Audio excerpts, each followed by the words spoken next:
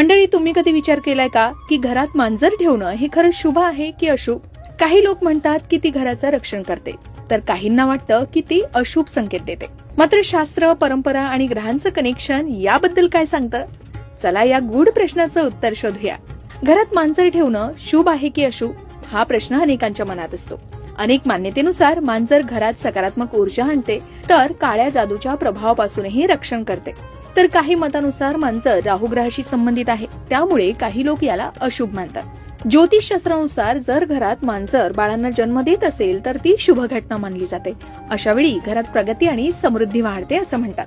याचबरोबर सोनेरी रंगाची मांजर पाळल्यास सौभाग्य वाढतं. पण काळी मांजर अचानक घरात आली आणि ती रडली तर ते अशुभ मानलं जातं. शतकानुशतके मांजराविषयी विविध समजुती आहेत. काहींना ती शुभ वाटते तर काहींना गूढ. पण सत्य काय आहे? शुभ अशुभ यापेक्षा महत्वाचं म्हणजे मांजर विश्वासू साथीदार असते, जी न बोलताही आपल्या भावनांना समजते.